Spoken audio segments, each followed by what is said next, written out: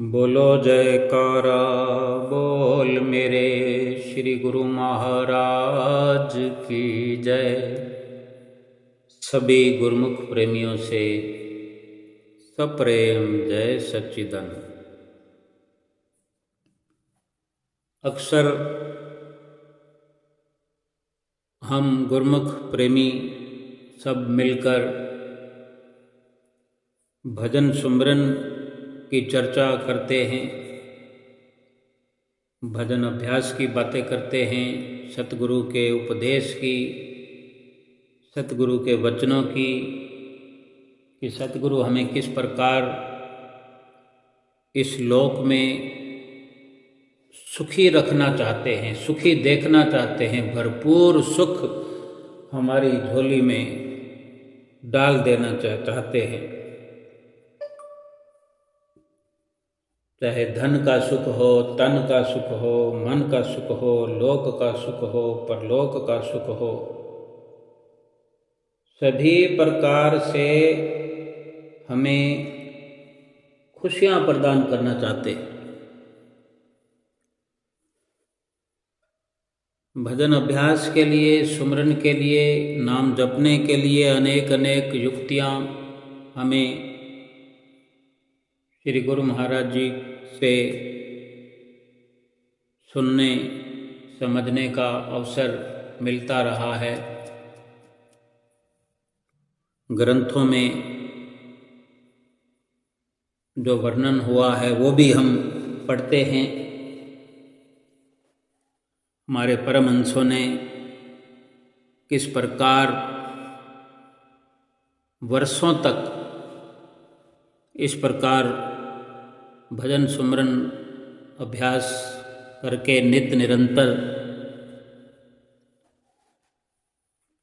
जो हमारे लिए ये कठिन साधनाएं करके हमारे लिए ये भक्ति की राह को आसान बनाया,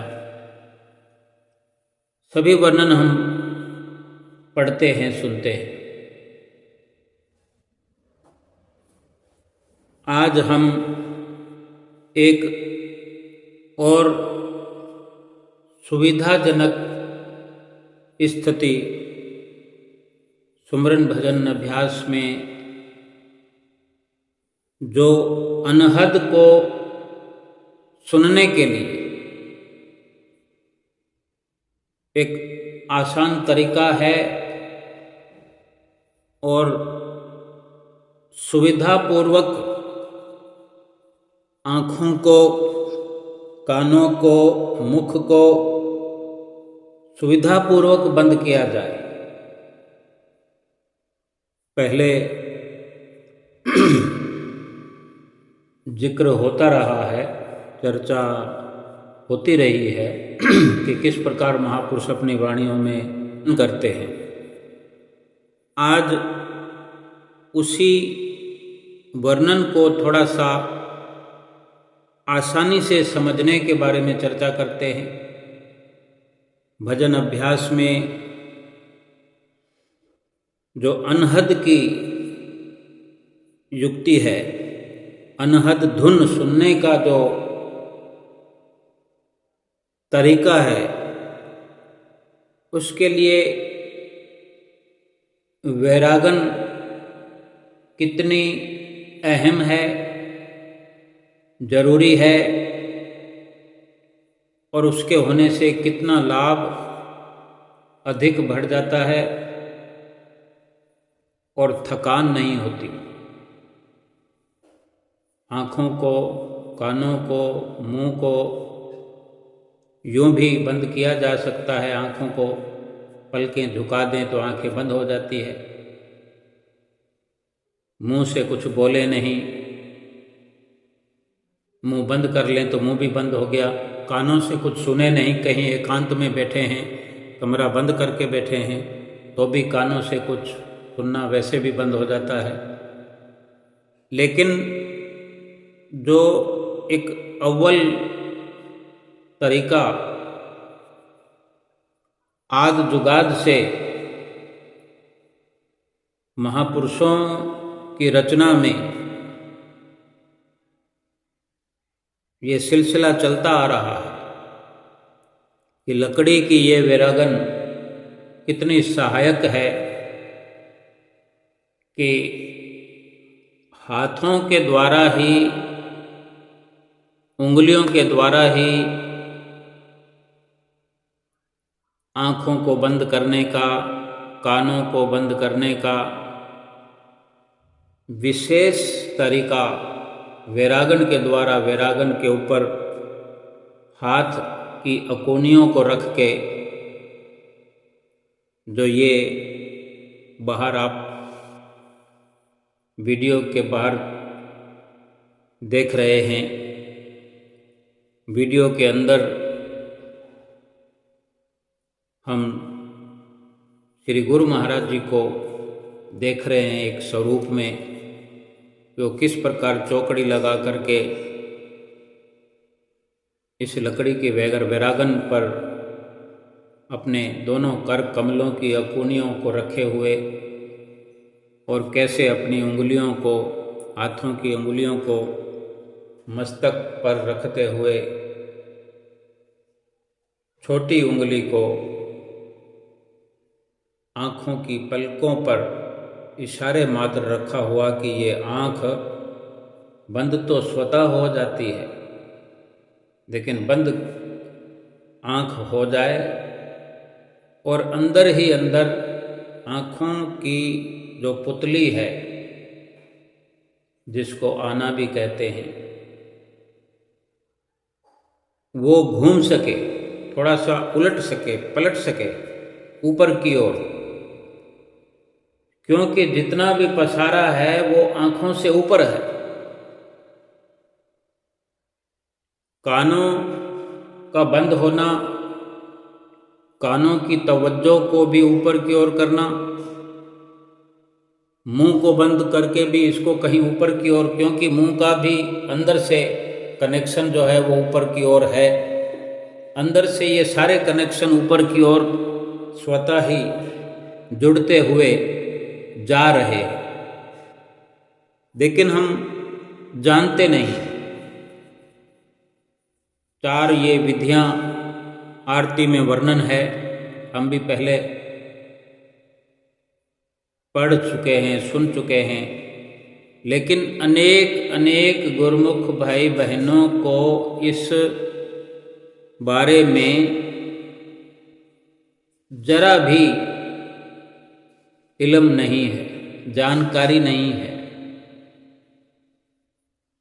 जो कि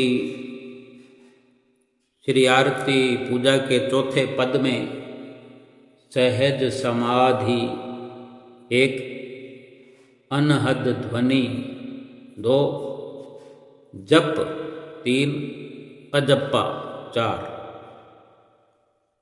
ये भजन सुमरन करने के लिए कुछ ये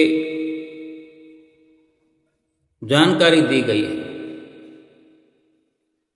सहज समाधि, अनाहत ध्वनि, एक जाप हो गया, एक अजप्पा हो गया। आज हम अनहद के बारे में विशेष ये चर्चा कर रहे हैं कि किस प्रकार अनहद सुनने की हमें आसानी हो सकती है। जो सरल तरीका हमारे परमहंसों ने इसको अपनाया है। श्री आनंदपुर दरबार में ये वैरागन का सिलसिला चलता है, शांति भवन में ये, आनंद शांति भवन में, प्रयाग शांति भवन में, जहाँ जहाँ भी शांति भवन बने वहाँ विशेषकर ये लकड़ी की वैरागन कुछ गिनती में वहाँ रखी होती है, जहाँ गुरुमुख प्रेमी सुबह सवेरे या शाम को वहाँ पहुँच कर के उस वैरागन का इस्तेमाल कर सकते हैं। और गुरुमुख प्रेमियों के घरों में, विरले विरले गुरुमुख प्रेमियों के घरों में ये वैरागन मिलेगी। लाखों करोड़ों की तादाद में गुरुमुख प्रेमी श्री दरबार के अनुयायी हैं, लेकिन ये वैरागन कहीं कहीं मिलेगी। जरूरी नहीं है कि इसके बिना होता नहीं है। लेकिन हर काम के लिए कोई ना कोई यंत्र होता है।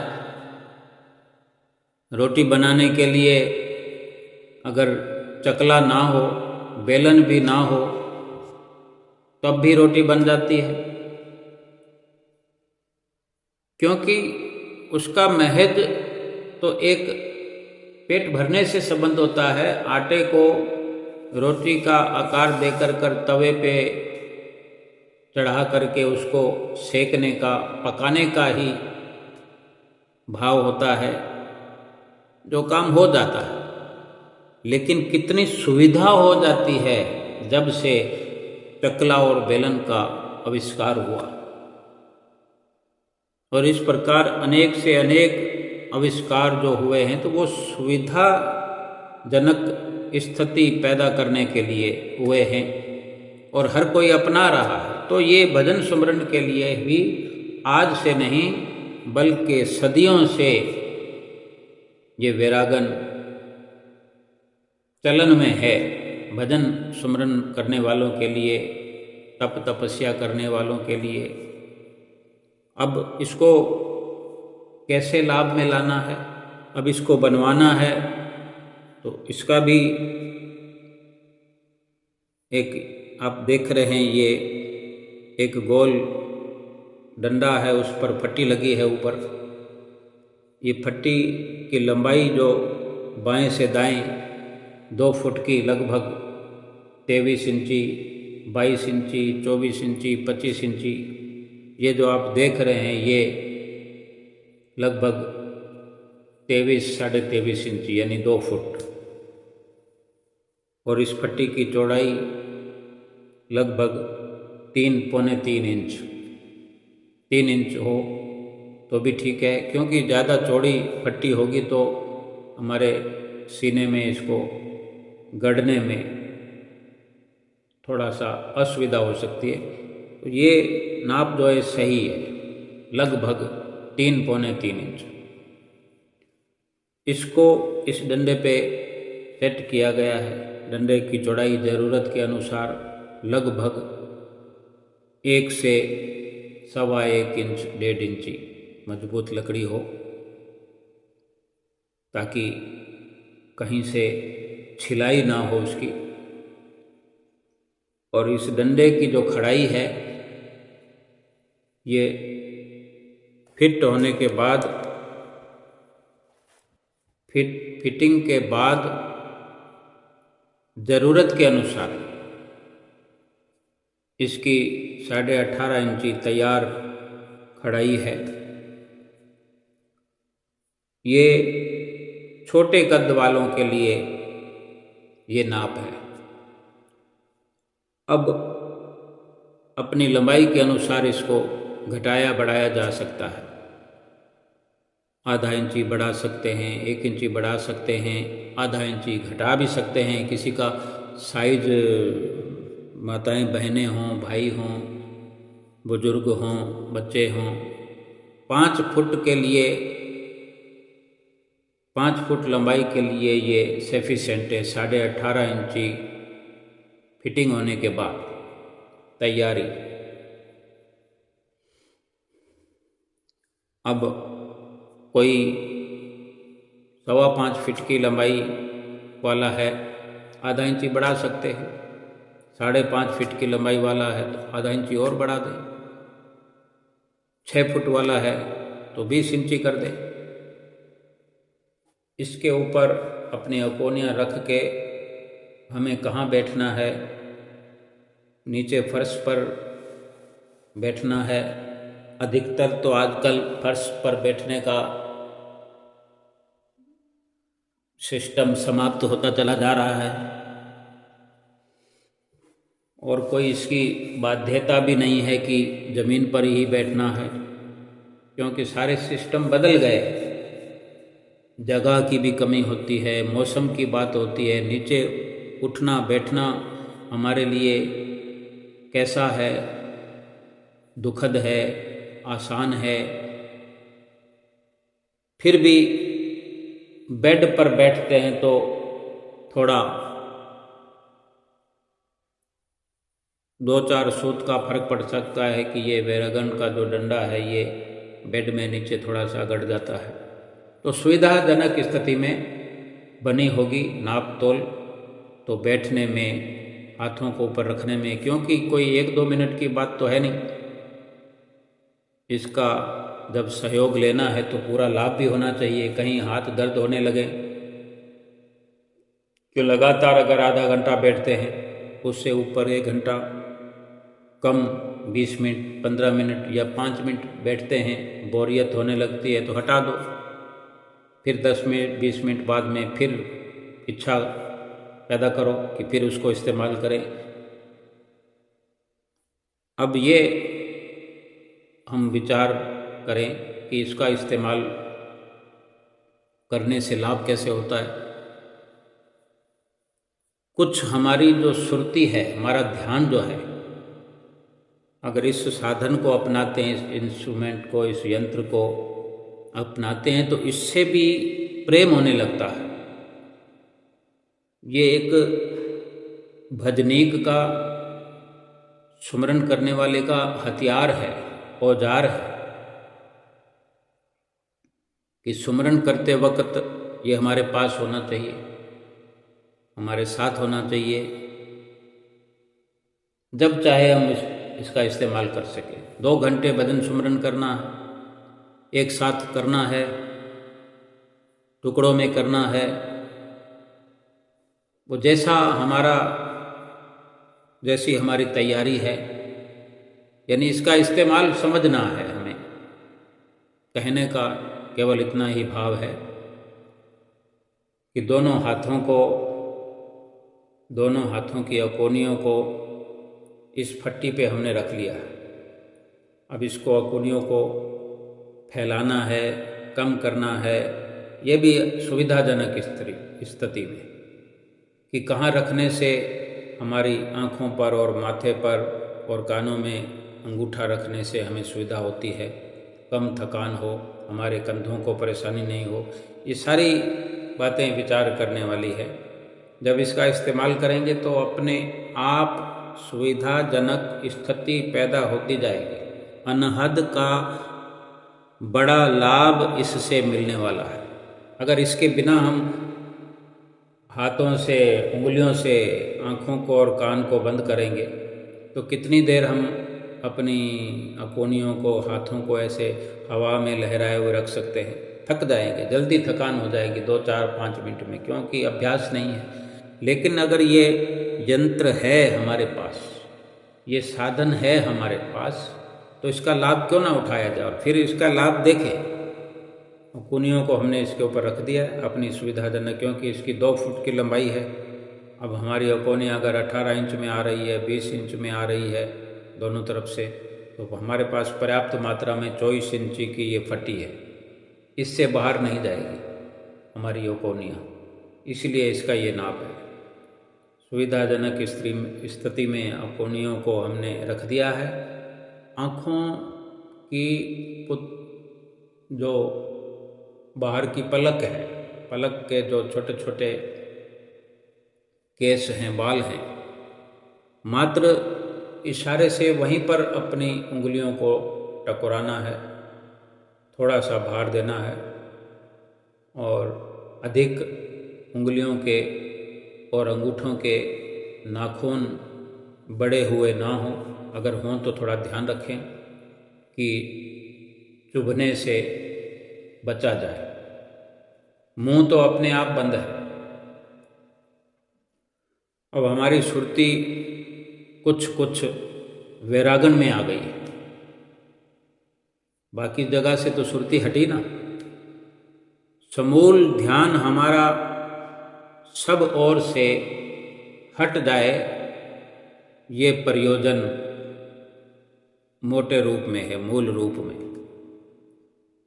अब चाहे वो सुमरन के किसी यंत्र में है, सुमरन को कुछ सीखने में है, कोई विधि चेंज करने में है, अभी जपा जाप है, अभी सहज समाधि है, जाप तो हम करते ही हैं, उठते बैठते चलते फिरते, वो जाप हो गया। जब जपना छोड़ देते हैं वो अजप्पा हो गया कि बिना जपे हो रहा है, अंतर तो सुमरन हो ही रहा है, लेकिन हम उससे वाकिफ नहीं हैं। अब उससे अटैचमेंट करना, सुरत शब्द का मेल करना है, हमारी तरफ से ये प्रयास होना है। सतगुरु सुरत शब्द का मेल कराने वाले हैं, करा रहे हैं, हमें समझा रहे हैं कि कानों के अंदर अपने हाथों का अंगूठा कान के अंदर डालें या बाहर से दबा दें। भाव है कान को बंद करना, इतना ही प्रेशर दबाव देना है कि ना आँख में ना कान में किसी प्रकार का दर्द ना हो, और तवज्जो हमारी ये हो, ध्यान हमारा ये हो, सुरत हमारी इस प्रकार अंदर जुड़े कि हमने जो आँख बंद करी है, मुंह बंद किया है, कान बंद किया है, तो यहाँ से क्या सुनाई देने वाला है, क्या दिखाई देने वाला है, और क्या हमारी ओर से फरियाद होने वाली है। मुंह भी बंद है, मुंह बंद करके हम क्या बोलने वाले हैं, कान बंद करके हम क्या सुनने वाले हैं, आँख बंद करके हम क्या देखने वाले हैं। आँख को बंद करके जो पुतली हमारी अंदर है वो अंदर घूमती है, हम इधर उधर देखते हैं, तिरछा देखते हैं, आड़ा देखते हैं, ऊपर देखते हैं, नीचे देखते हैं, तो अंदर अंदर घूमती है आँख के अंदर। इसको बंद करके थोड़ा सा ऊपर घुमाने का प्रयास करना है, ऊपर से अंदर की ओर। भाव ये रहे कि मैं अंदर को जा रहा हूँ, यानी मेरी जो दृष्टि है वो अंदर की ओर जा रही है। ये दृष्टि अंदर जाएगी और अंदर से दिव्य दृष्टि को उघाड़ने का भाव रहे कि ये अंदर की आँख से किस प्रकार कनेक्टेड है। कान ये बाहरी हैं, हम इसको बंद कर दे रहे हैं, तो अंदर से इन कानों का जो अब तक हमें ज्ञान नहीं था, इल्म नहीं था, वो अंदर से कान प्रकट होते हुए हमें दिखाई दे रहे। एक धुन हमें सुननी शुरू हो जाएगी, हम सुन पाएंगे। बेशक उसके लिए कुछ समय लगेगा, बरसों भी लग सकते हैं, महीनों में भी हो सकता है, दिनों में भी हो सकता है, घंटों में भी हो सकता है। वो हमारी तवज्जो पर है, हमारे ध्यान पर है कि हम कितना ध्यान अपना गहराई में ले जाते हैं। ध्यान मस्तक पर ही करना। हमने आँखों को अपनी छोटी उंगली से बड़े हल्के सहज स्वभाव से बंद कर लिया है। थोड़ा सा प्रयास शुरू किया है कि आँखों की पुतलियों को अंदर की ओर, पीछे की ओर, ऊपर की ओर, ये सारा भाव समझने का ये है कि हम अपने अंदर जा रहे हैं। कान भी यही भाव से बंद करें कि हम कानों को लिए हुए अंदर जा रहे हैं, अंदर का सुनेंगे, बाहर का नहीं सुनेंगे। यही भजन अभ्यास है, यही सुमरन है, क्योंकि अंदर ही सतगुरु का ध्यान करना है, मस्तक पर ध्यान करना है। मस्तक पर ध्यान करेंगे, जो कुछ भी प्रकट होगा वहाँ मस्तक से होगा, क्योंकि पिंड देश की सीमा खत्म होते ही मस्तक पर तिलक लगने वाली जगह, दोनों आँखों की भौहों के बीच, आईब्रोज के बीचों बीच, यहाँ से सारी शुरुआत है। फिर मंजिल दर मंजिल अपने आप होता चला जाएगा। कुछ ये वर्णन करना अपने आप में ठीक नहीं है। हमारे महाप्रभु और श्री परमहंसों ने अपने अपने समय में वर्णन किया है, और शास्त्रों में भी वर्णन है। भगवान श्री राम, भगवान श्री कृष्ण, गुरु नानक देव महाराज जी, कबीर दास जी, रहीमदास जी, संत सहजो भाई, पलटू दास जी, जितने भी ऋषि मुनि महापुरुष इस दुनिया में आए, उनकी वाणियाँ जग जाहिर है। उनके वर्णन में जो लिखा है वो अवर्णनीय है। उस वर्णन का भी हम वर्णन नहीं कर सकते कि अंदर जो भी इस परमात्मा ने रचा है, इस ब्रह्मांड में, इस खोपड़ी में, उसी का नक्शा इस संसार में देख रहे हैं हम पूरे संसार की कल्पना नहीं कर सकते ठीक से, लेकिन ये अंदर की उस सच्ची रचना की परछाई मात्र है। बाहर से कुछ निकल करके अंदर रचना नहीं हुई है। अंदर की रचना से ये बाहर सब कुछ रचा जा रहा है। आज जो भी आविष्कार होते हैं, साइंसदान, खोज करने वाले वैज्ञानिक जो भी खोज करते हैं अपने दिमाग से करते हैं ना। दिमाग की उपज होती है, पहले दिमाग के अंदर सब कुछ होता है और दिमाग यहाँ खोपड़ी में है। इस खोपड़ी को ब्रह्मांड कहते हैं। इसी से सब कुछ उपज होता है। कुछ भी बनाना है, छोटी से छोटी चीज़ बनानी है, बड़े से बड़ी चीज़ बनानी है। आज जितना चमत्कार देख रहे हैं, आधुनिक युग को देख रहे हैं, आधुनिक यंत्रों से लैस हर कोई है, ये सब अंदर से आता है। तो ये विचार करने की बात है कि अंदर कितना बड़ा पसारा परमात्मा ने रचा है। एक संसार, त्रिलोकी की रचना अंदर में की हुई है। इससे भी जाने बढ़कर क्या क्या नज़ारा है जहाँ भगवान रहते हैं सही मायने में। अब इंसान कहते हैं कि इंसान मर के भगवान के पास जाएगा। मर के कहाँ जाना है? जहाँ जाना है जीते जी जाना है। लेकिन किसने जाना है ये जानने की जरूरत है। ये शरीर कहाँ जाएगा? कभी किसी का शरीर गया है क्या किसी के पास? शरीर जब अभी जा सकता है तो अभी ना जाए, अभी उसको ना ले जाएं, मर के फिर कहाँ जाएगा अपने आप? लेकिन जहाँ भी शरीर जाता है वो भी एक बाहरी नज़ारा है। लेकिन वो कुछ सीखने के लिए, समझने के लिए संतों के द्वार पर हम जाते हैं, दरबार में जाते हैं, गुरु महाराज जी के चरणों में मत्था टेकते हैं, उनका दर्शन करते हैं, उनके वचन सुनते हैं कानों से। वो वही सुनाते हैं, वो वही दिखाते हैं, वो वही बताते हैं जो हमारे अंदर हो रहा है।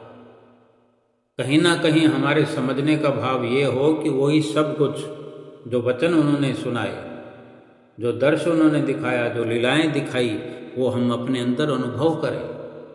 प्रैक्टिकल हमें जो भी करना है वो हमें अंदर से जुड़कर ही करना होगा। हम बैठकर भजन सुमरन करते हैं सहज समाधि लगा करके, धीरे धीरे एक से बढ़कर एक स्थिति में पहुंचते हैं। उन्हीं में से यही एक स्थिति है सहज समाधि के बाद अनहद ध्वनि को सुनने का लगातार नित्य निरंतर प्रयास करना। और जब ये शुरू हो जाएगी, धुन सुनना शुरू हो जाएगी, तो हम उसके अंदर इस प्रकार से रचने पचने लग जाएंगे, उसके साथ एक मेक होने लग जाएंगे। फिर हमें ये खबर नहीं कि बाहर कौन बोल रहा है। बोल रहा है तो यूं समझे कि एक आवाज़ सी कोई आ रही है, लेकिन हमें उससे मतलब नहीं है। हमें अंदर जो हो रहा है, जो धुन आ रही है, उसका रस आने लग जाएगा। अंदर का रस जिस प्रकार भी आए, चाहे सुनने का आए, देखने का आए, बोलने का आए, जब बिना मुंह खोले, जब अपने प्रीतम से, अपने परमात्मा से, अपने सद्गुरु देव भगवान को जो हम सिर पर, मस्तक पर धारण करते हैं, उसका ध्यान धारण करते हैं, कुछ ना कुछ बातचीत चलती रहती है। जब ध्यान एकाग्र होता है, जब ये स्थिति आती है, जब ये स्थिति होती है तो अवश्य सुमरन में सतगुरु परमात्मा से बात होती है। एक बार नहीं, हमेशा होती है, लगातार होती है। और जब ये स्थिति आएगी फिर संसार से बातें करने की इच्छा खत्म हो जाएगी। जब ये धुन सुनना आरंभ हो जाएगी, संसार की बातें सुनने की कामनाएं समाप्त हो जाएगी। जब भीतर ही भीतर सतगुरु से बात होने लगेगी, पुकार होने लगेगी, फरियाद होने लगेगी, तो संसार से बात करने की तमन्ना, किसी को कुछ कहने की, किसी से कुछ मांगने की, किसी से कुछ लेने की, देने की, सारी विचारधारा समाप्त हो जाएगी। अंदर के अंदर ही हम गुम होते जाएंगे। सुमरन भजन अभ्यास का यही असली लाभ है। लेकिन इस स्थिति में आने के लिए हमारी जो शुरुआत है वो अव्वल दर्जे की हो। जाप करें, चलते फिरते उठते बैठते। हम घर से कहीं जा रहे हैं, गाड़ी में हैं, कार में हैं, बाइक में हैं, स्कूटर पर हैं, पैदल हैं,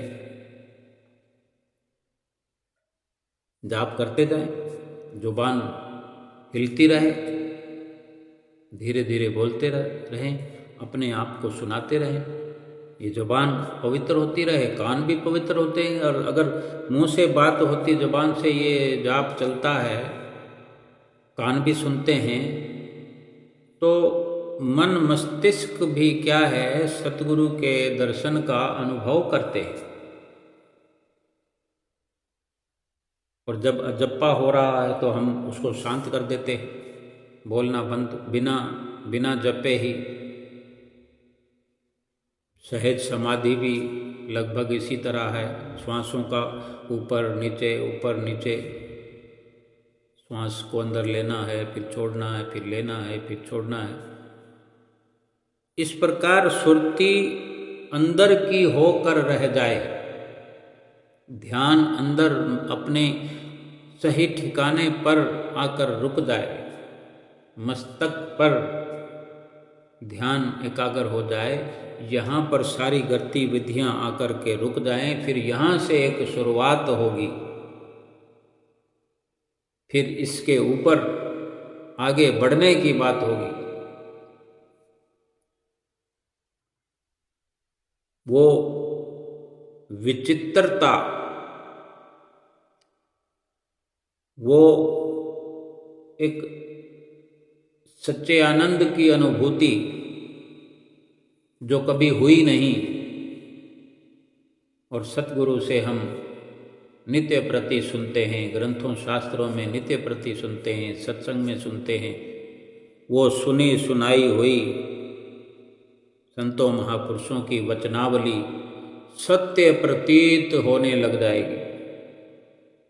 हमारा विश्वास सतगुरु के चरणों में सैकड़ों गुना बढ़ जाएगा, लाखों गुना बढ़ जाएगा, करोड़ों गुना बढ़ जाएगा। यानी पूरा का पूरा अटल विश्वास सतगुरु के चरणों में हमारा हो जाएगा।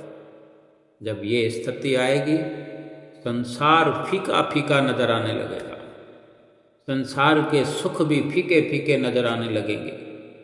जैसे आज हम विचार करते हैं, जब तक ये स्थिति आई नहीं है कि खाने को ये वस्तुएं मिल जाएं, पहनने को वो कपड़े मिल जाएं, रहने को ऐसा बंगला मिल जाए, चलने फिरने के लिए वो गाड़ी हो, वो फलां गाड़ी हो, वो अभी नई चली है, नई गाड़ी निकली है।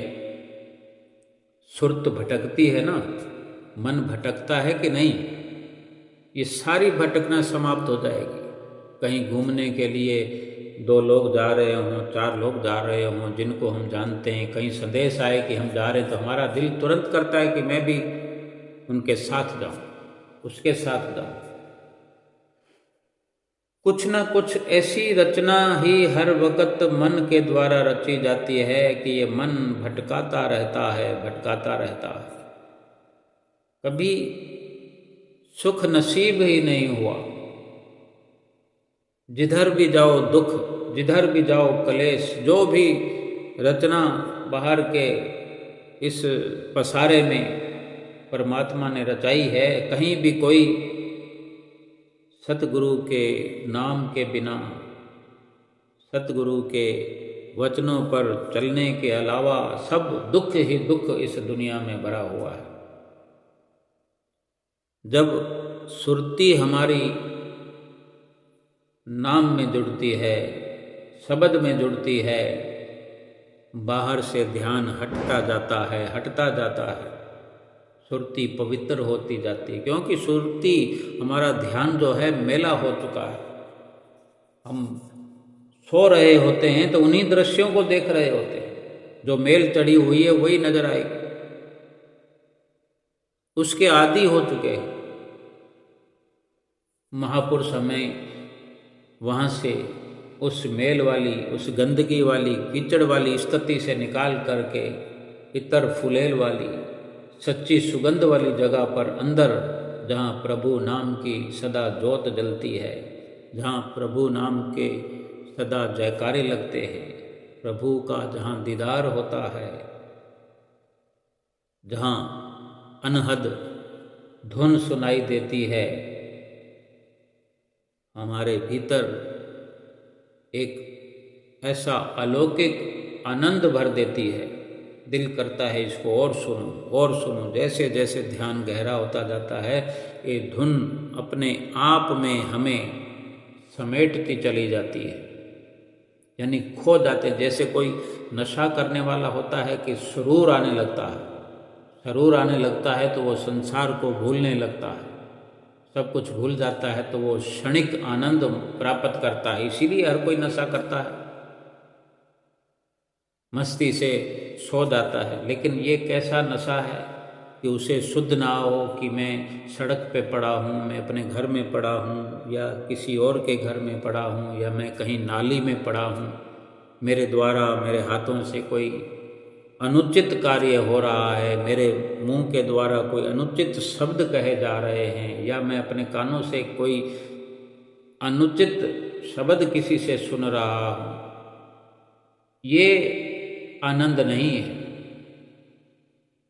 दुनिया को इस आनंद के बारे में पता ही नहीं जो संत महापुरुष बताते हैं। ये गुरमुख जन, आप जैसे जिनको सतगुरु की संगत नसीब हो गई है, तो हमें ये अवश्य विचार करना चाहिए कि हमारे महापुरुषों ने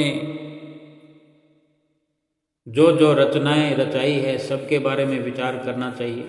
हमारे पहली पातशाही गुरु महाराज जी ने कितने वर्षों तक जंगलों में कंदमूल खा करके इसी भजन अभ्यास के लिए अनेक अनेक कष्ट अपने शरीर पर सहन किए, लेकिन कोई परवाह नहीं। क्योंकि भजन का, सुमरन का इतना प्रताप है कि पहली पातशाही गुरु महाराज जी जंगलों में जब निवास किया करते थे तो शेर, चीते श्री गुरु महाराज जी के आसपास बैठे हुए इंतजार करते रहते थे, उनका दीदार करते रहते थे। हम तो आज एक चूहे से भी डर जाते हैं, क्योंकि ये सारा भय का पसारा है, भय का वातावरण बना हुआ है। जहां अंदर से कोई कनेक्टेड हो जाता है, जुड़ जाता है, प्रभु से जुड़ जाता है, प्रभु नाम से जुड़ जाता है, उसके सारे भय मिट जाते हैं, मिटते मिटते मिट जाते हैं। बेशक ये पूरा जीवन, क्योंकि अंदर की जो असली कमाई है वो सतगुरु की दया से, उनकी कृपा से, उनकी मौज से, उनके आशीर्वाद से, उनकी प्रसन्नता से संभव है। लेकिन हम ये खाका तैयार कर रहे हैं, एक नक्शा बना रहे हैं, एक उस पर चल के एक हम ऐसा प्रयास कर रहे हैं, सतगुरु के वचनों की पालना कर रहे हैं कि जो हमें हर वक्त इशारा मिलता है सतगुरु से। आरती में अगर रोज़ हम गाया करते हैं, सहज समाधि अनाहद ध्वनि जप अजप्पा बतलाए, प्राणायाम की लहरें मेरे मन भाए। वो प्राणायाम की लहरें मन को ऐसी भाती है कि मन फिर कहीं बाहर भटकने की जुर्रत भी नहीं करता। ये मन चाहता है कि हर वक्त अंदर पड़ा रहूं, क्योंकि उसका निजी ठिकाना तो अंदर ही है। लेकिन अंदर उसको जो उसकी असली वस्तु है जब तक मिलेगी नहीं तो वो बाहर भटकता है, इस जीव को भटकाता रहता है। कहाँ से 84 लाख योनियों का चक्कर लगवा करके इस जीव को इस मनुष्य जीवन में आज ये अवसर मिला है। अगर आप चाहें तो इसको आखिरी जीवन किया जा सकता है, जन्म मरण से मुक्त हुआ जा सकता है। मरने के बाद कौन मुक्त होता है? जीते जी मुक्त होना। बाहर से ध्यान हटा, अंदर की ओर लगा, बाहर की ये कामनाएं, वासनाएं, इच्छाएं समाप्त हुई, चाह गई, चिंता मिटी, मनवा बेपरवाह, जाको कछु न चाहिए सोई शहंशाह। शहंशाह बनना है, अभी बन जाओ। जीवन भर इंसान संसार के सामानों के पीछे भागता रहता है, भागता रहता है, भागता रहता है। जरूरत हो या ना हो, एक इच्छा, लोभ, लालच, ईर्ष्या, द्वेष, काम, क्रोध, मोह, अहंकार, ये सब गिरावट की ओर ले जाने वाले हैं। ये मन की सेना है। लेकिन जब ये मन भजन सुमरन में लगता है, फिर ये सेना, मन की सेना भी शांत होकर के बैठ जाती है। फिर बस जी करता है कि मैं सतगुरु के बारे में विचार करता रहूं, सतगुरु के दीदार करता रहूं, सतगुरु से बात करता रहूं, सतगुरु क्या वचन फरमाते हैं उसी की पड़ताल करता रहूं। सतगुरु ही हमें समझाते हैं कि हम शरीर नहीं हैं, हम जीवात्मा हैं। तो मैं अपने जीवात्मा की पहचान करता रहूं। करते करते वो घड़ी आ जाती है। उन्हीं सब असल कामों के लिए, असल लाभ के लिए ये भजन सुमरन की युक्तियाँ हैं, जिनमें से ये अनहद शब्द की धुन है। जब हम अनुभव करेंगे, हमारे कान हमारे अंगूठे द्वारा बंद है, तो हमारी सुरती भी लगी होगी कि हमने अपने कान को बंद कर रखा है। तो हम अपनी एक जिम्मेदारी समझेंगे कि हमने बाहर से कुछ सुनना नहीं है। अगर बाहर कोई कुछ बोलता होगा, कुछ आवाज़ आती होगी, तो हमको उसका दुख होने लगेगा, क्योंकि हम अंदर के लिए प्रयास कर रहे हैं। वैरागन पर हमारा हाथ रखा हुआ है, आँख पर हमारे छोटी उंगली का सहारा लिया हुआ है, बाकी मस्तक पर तीनों उंगलियां रखी हुई हैं। यानी हमने एक सही जो ब्रह्मांड देश है, जहाँ उसकी शुरुआत है मस्तक से ऊपर, वहीं के हम अधिकारी हो रहे हैं। वहीं पर हम अपने हाथ रखे हुए हैं कि हमने अब यहाँ से अपना एक मिशन शुरू कर दिया है।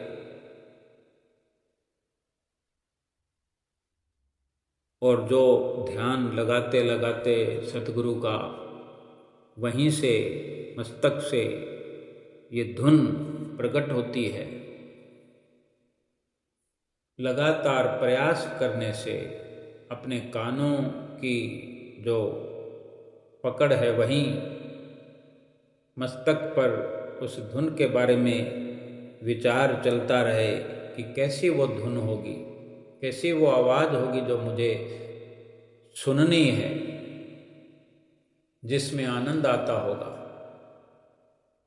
और फिर बार बार सतगुरुदेव महाराज जी के चरणों में प्रार्थना करने से, ये मेरे सतगुरु, मैं आपकी आज्ञा व मौज से ये सुनना चाहता हूँ, आप कृपा करें, दया करें। और दया के भंडारी जब कृपा करेंगे, ये धुन की शुरुआत होगी, तो फिर शांत स्वभाव से, किसी को कहने की ज़रूरत नहीं है, ये अनुभव करने की ज़रूरत है। बहुत सारी जो लाभ की बातें हैं, विचार हैं, नज़ारे हैं, ये सब अपने अनुभव की बात होती है। हम केवल एक जनरल बात करते हैं, चर्चा करते हैं कि हमारी इस प्रकार शुरुआत हो सके, हम इसको शुरुआत कर सकें, इसको अमल में ला सकें। लाभ तो हमारा हमारे पास ही रहना है, हम अपने आप देखने लगेंगे। अगर हमारी खोज सही है, हमारा प्रयास सही है, हमारी ध्यान की तीव्रता जो है, हमारी ध्यान की जो गहराई है वो सही है, सतगुरु से हमारा जो विश्वास है सतगुरु के चरणों में वो पूरा है, तो ये सारे लाभ हम अनुभव करने लगेंगे। और ये दिखाई देने लगेगा कि पहले हमारी सोच कैसी थी, पहले हमारे विचार कैसे थे, संसार के प्रति हमारा नज़रिया कैसा था, और अब बदलने लगा है। ये सब हम महसूस करने लगेंगे, देखने लगेंगे। भीतर से भी जानकारी होगी, बाहर से भी हमें जानकारी होने लगेगी। यही सुमरन भजन अभ्यास का सत्य है, यही अनहद धुन का सत्य है। फिर अगर ये शुरुआत हो जाती है, और जो हम इस वैरागन को लेकर बैठे हैं, अकोनियाँ, हाथों की अकोनियों को रखे हुए हैं, अगर पहले हम 10 मिनट भी रख पाएँ, 10 मिनट का इसका सहारा लें, फिर इसको साइड में रख दें, फिर आंख बंद करके बैठ जाएं। फिर थोड़ी देर बाद में फिर इच्छा, जिज्ञासा पैदा करें कि फिर इसको उठाएं, क्योंकि जिस काम को करना है उसको थोड़ी थोड़ी देर में करने को ही अभ्यास कहा जाता है। कि हम लगातार अभ्यास कर रहे हैं तो हमें उसका इल्म हो जाएगा कि वैरागन के क्या लाभ हैं। वैरागन से आँख कान मुख को बंद करने में कितना आराम है, सुविधा है। जो वचन फरमाते हैं कि आँख कान मुख ढांप के नाम निरंजन ले, अंतर के पट तब खुलें जब बाहर के पट दे। अंदर के दरवाजे तब खुलेंगे जब बाहर के दरवाजे बंद हम करेंगे। उस निरंजन का नाम लेना है, प्रभु का नाम लेना है। आँख कान मुख ढांप के नाम निरंजन ले, ये एक विधि है। दूसरी विधियों की तरह ये भी विधि है। हर विधि का, युक्ति का अपना अलग एक आनंद है, अलग लाभ है। और सारी युक्तियाँ मिल कर के जो आनंद से सराबोर हुआ, उसी का वर्णन कहते प्राणायाम की लहरें मेरे मन भाई। कि मन ये आनंद में झूमने लगता है। और फिर एक स्थिति ऐसी भी आएगी कि वैरागन के बिना बैठे हुए हैं तो भी वो धुन सुनाई देगी, लेकिन हमने सिर्फ इसका इस्तेमाल इसलिए करना है कि हमारे हाथों को थकान ना हो और कानों को, आँखों को सुविधापूर्वक बंद कर सकेंगे। आँखों पर उंगली है तो ये ख्याल बना रहेगा कि हमने अपनी आँखों को अंदर की तरफ घुमाना है, थोड़ा सा ही घुमाना है। कानों को अंदर जोड़ना है और अपनी जिह्वा के द्वारा भी अंदर जुड़ना है। आँखों से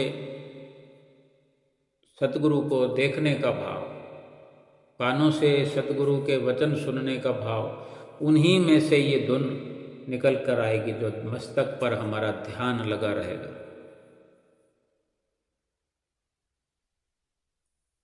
सैकड़ों की भीड़ में, हजारों की भीड़ में भी हम अपने अंदर ध्यान लगा सकते हैं, हम अंदर सुन सकते हैं, अंदर बोल सकते हैं, अंदर देख सकते हैं। हजारों की भीड़ में, शोरगुल में भी वो अंदर की आवाज़ को अनुभव किया जा सकता है। पहले अभ्यास की ज़रूरत है। ये अभ्यास हमको करना है, शुरू करना है जितना जल्दी हो सके। उसके अलावा अनेक साधन हैं। ये वैरागन कोई नहीं बनाता है तो छोटी कोई मेज है, मेज पर 2-3 सिरहाने रख सकते हैं, या फर्श पर बैठे हैं, फर्श पर बैठकर को मेज का सहारा लें, किसी कुर्सी का सहारा लें।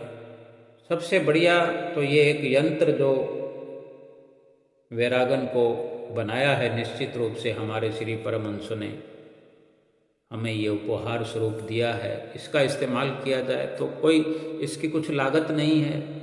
200-300 रुपये में बढ़िया बनाएंगे, 400-500 रुपये में अच्छी लकड़ी की बनाएंगे, मजबूत बनाएंगे। इस लकड़ी की फट्टी और ये गोल डंडे के साइडों में तिरछी ये छोटी छोटी लोहे की ये पत्ती लगी हुई है, पतली सी ये कीलें लगी हुई है, ये लगी हो मजबूत होती है। उचित जगह पर रख दिया जाए, सुमरन के वक्त किया जाए। बहुत आनंद से भरपूर रहने का ये एक बेहतरीन सुझाव है। गुरुमुख प्रेमी सतगुरु की प्रसन्नता करते रहें। हम सतगुरु के सेवक हैं। इस प्रकार अगर सतगुरु के वचनों पर पालन अमल करेंगे, सतगुरु की ढेर सारी प्रसन्नता हम पर उतरती रहेगी और सतगुरु की प्रसन्नता से ही हम भवसागर से पार हो जाएंगे। बोलो जयकारा बोल मेरे श्री गुरु महाराज की जय।